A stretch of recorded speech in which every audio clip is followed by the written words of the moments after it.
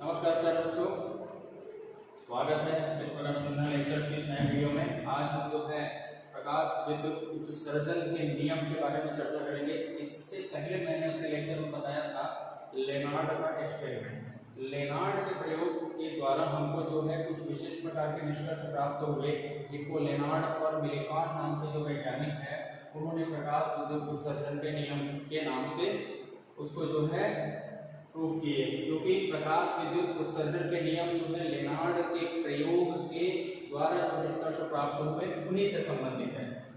हमने लेनार्ड के एक्सपेरिमेंट में देखा था कि 3 कंडीशन बताए थे मैंने। पहला कंडीशन बताया था कि आपतित विकिरण की तीव्रता का प्रभाव, दूसरा जो कंडीशन बताया था विभव का प्रभाव, तीसरा कंडीशन बताया था आपतित विकिरण की आवृत्ति का प्रभाव। इन तीनों कंडीशंस में हमको 3 से 4 अलग अलग निष्कर्ष प्राप्त हुए थे। उसमें पहला निष्कर्ष जो प्राप्त हुआ था, प्रति सेकंड उत्सर्जित होने वाले प्रकाश इलेक्ट्रॉन अर्थात प्रकाश विद्युत धारा जो है आपतित विकिरण की तीव्रता के अनुक्रमानुपाती होता है। इसको प्रकाश विद्युत उत्सर्जन का प्रथम नियम के नाम से हम क्या करते हैं, जानते हैं। दूसरा जो नियम होता है ना, दूसरा जो नियम होता है वो क्या है, दी गई धातु के लिए आपतित विकिरण की न्यूनतम आवृत्ति है ना, उसमें क्या होती है, न्यूनतम आवृत्ति होती है जिसके नीचे इलेक्ट्रॉनों का उत्सर्जन संभव नहीं है। और उस आवृत्ति को हम किस आवृत्ति के नाम से जानते हैं, देहली आवृत्ति। क्योंकि हमने ग्राफ में देखा था जब अधिकतम गतिज ऊर्जा और आवृत्ति के मध्य ग्राफ खींचे थे तो देहली आवृत्ति के नीचे की आवृत्ति से इलेक्ट्रॉनों का उत्सर्जन होना संभव नहीं था, है ना। तो इस जो निष्कर्ष निकला था उसको हम किस नाम से जानते हैं, ये जो प्रकाश विद्युत उत्सर्जन का दूसरा नियम हो गया। मतलब हमने क्या बताया कि दी गई धातु के लिए आपतित विकिरण के लिए क्या होती है, न्यूनतम आवृत्ति होती है जिसके नीचे इलेक्ट्रॉनों का उत्सर्जन संभव नहीं है। और उस जो आवृत्ति होती है उसको हम किस नाम से जानते हैं, देहली आवृत्ति के नाम से जानते हैं। तीसरा निष्कर्ष हमने निकाला था कि देहली आवृत्ति के ऊपर है ना उत्सर्जित होने वाले इलेक्ट्रॉनों की अधिकतम जो गतिज ऊर्जा होती है वह आपतित विकिरण की आवृत्ति पर निर्भर करती है, उसकी तीव्रता पर निर्भर नहीं करती। ये निष्कर्ष भी मैंने बताया था, इसको भी हमने किस में रखा हुआ, प्रकाश विद्युत जो उत्सर्जन उसके नियम के अंतर्गत रखा है। अगला जो नियम आता है वो क्या होता है, प्रकाश विद्युत उत्सर्जन की घटना जो है किस प्रकार की प्रक्रिया है, ताक्षणिक प्रक्रिया। ताक्षणिक मतलब क्या हो सकता है, जो जैसे ही हमने क्या किया, विकिरण धातु की सतह पर आपतित किया, तुरंत ही क्या हो जाएगा, इलेक्ट्रॉन का उत्सर्जन हो जाएगा। ये जो है काल प्रस्तुता मतलब कितना समय लगता है इस प्रक्रिया में, जैसे ही फोटोन आपतित होता है मतलब प्रकाश विकिरण धातु की सतह पर आपतित होता है, लगभग 10⁻⁹ की कोटि 9 सेकंड की कोटि का जो है समय लगता है। मतलब जैसे ही फोटोन आपतित होता है धातु की सतह पर वैसे ही इलेक्ट्रॉन क्या हो जाता है, बाहर की ओर निकल जाता है। मतलब प्रकाश विद्युत प्रभाव किस प्रकार की घटना है, ताक्षणिक घटना है ना। तो ये हो गए प्रकाश विद्युत उत्सर्जन के 4 नियम। अब इन नियमों को जो है हम किसके द्वारा प्रूफ करेंगे, आइंस्टाइन के प्रकाश विद्युत समीकरण के द्वारा। आइंस्टाइन ने प्रकाश विद्युत समीकरण की घटना जो है प्लांक के क्वांटम सिद्धांत को फॉलो करते हुए बनाया था। मैं पहले आइंस्टाइन के प्रकाश विद्युत समीकरण को बताने से पहले प्लांक का क्वांटम सिद्धांत बता देता हूं। प्लांक के अनुसार जो प्रकाश विकिरण होता है ना, जो प्रकाश विकिरण होता है वो ऊर्जा के छोटे छोटे बंडलों से मिलकर बना होता है। उन बंडलों को हम किस नाम से जानते हैं, फोटॉन के नाम से जानते हैं, है ना। उन फोटॉन, ये जो छोटे छोटे बंडल होते हैं, पैकेट होते हैं, उनको हम किस नाम से जानते हैं, क्वांटा या फोटॉन, जिसकी ऊर्जा जो है किसके बराबर होती है, hν। किसके बराबर होती है, hν के बराबर होती है क्वांटा या फोटॉन की ऊर्जा। अब इस सिद्धांत को फॉलो करते हुए आइंस्टाइन ने प्रकाश विद्युत समीकरण की व्याख्या की।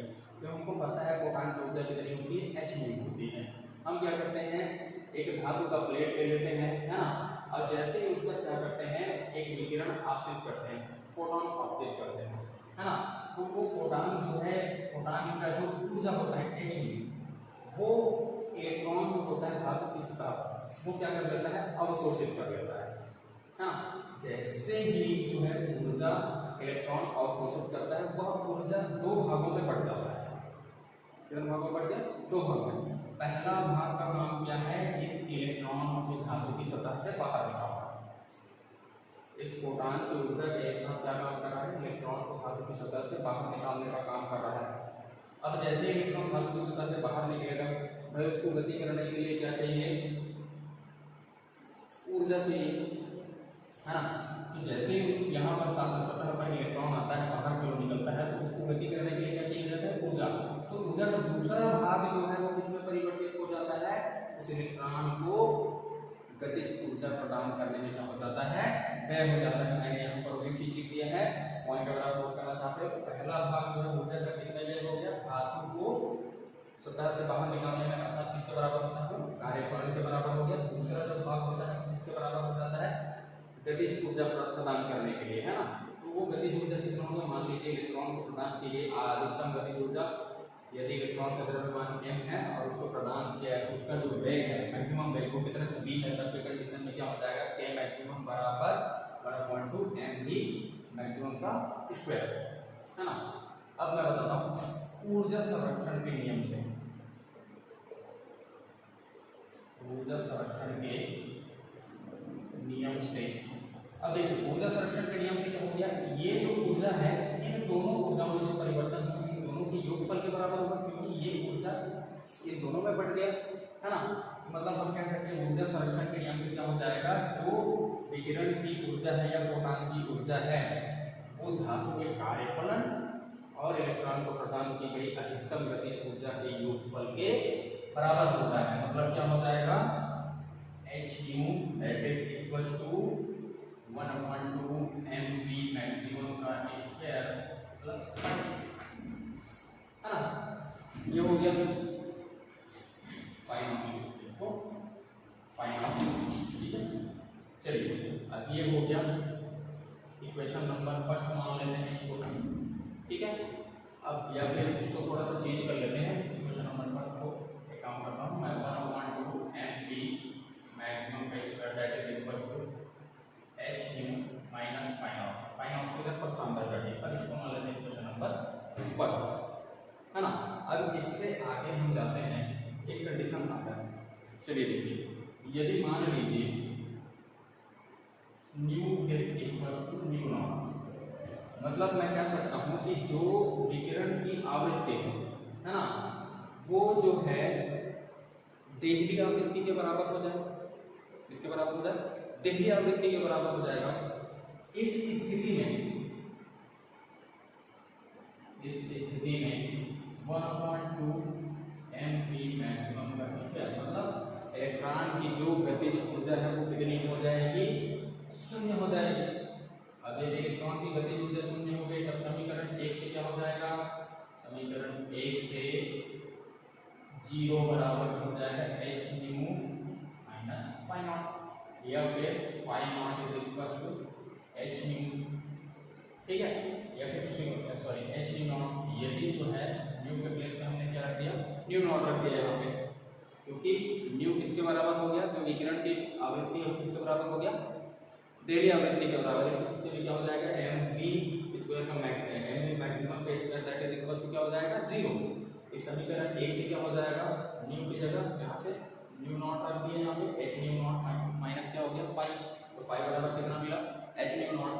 यही वैल्यू फाई का जो वैल्यू है हम क्या कर सकते हैं? समीकरण 2 मानकर इसको किस में रख देते हैं? समीकरण 1 में।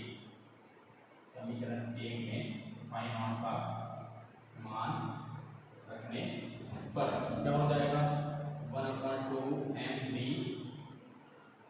मैक्सिमम का square that is equal to हो जाएगा h न्यू नॉट, ठीक है। इसी को हम किस नाम से जानते हैं? आइंस्टीन के प्रकाश विद्युत समीकरण के नाम से जानते हैं, या इसके प्लेस पे हम क्या लिख सकते हैं? k मैक्सिमम, यानी कि इलेक्ट्रॉन की अधिकतम गतिज ऊर्जा बराबर क्या हो जाएगा? h nu minus new not, और कॉमन है दोनों में, ठीक है। इसको जो है हम किस नाम से जानते हैं? आइंस्टीन के प्रकाश विद्युत समीकरण के नाम से क्या करते हैं? जानते हैं, है ना।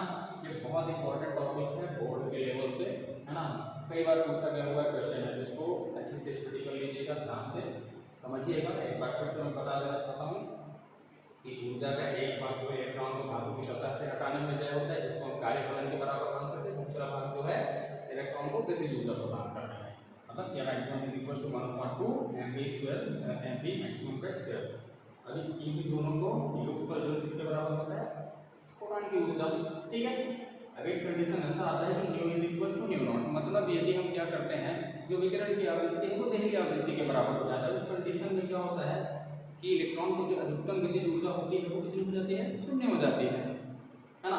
तो उस कंडीशन में हम क्या करते हैं, क्वेश्चन नंबर फर्स्ट से जी इसके इक्वल क्या करते हैं, अधिकतम गतिज ऊर्जा 0 रख देते हैं और h न्यू के प्लस के nu nought minus phi nought, phi nought का वैल्यू क्या मिलता है, h न्यू नॉट, वही वैल्यू हम किसमें रख देते हैं, क्वेश्चन नंबर फर्स्ट में रख देते हैं। तो हमको जो आइंस्टीन का प्रकाश विद्युत समीकरण क्या हो जाता है, प्राप्त हो जाता है। इसके नीचे में लिख लीजिएगा, नोट जब भी नोट्स बनाइएगा तो यह जो है आइंस्टीन का प्रकाश विद्युत समीकरण है करके। ठीक है, थैंक यू। आगे इसके बाद हम क्या करेंगे, इसके द्वारा जो है प्रकाश विद्युत उत्सर्जन के नियम की व्याख्या करेंगे, है ना।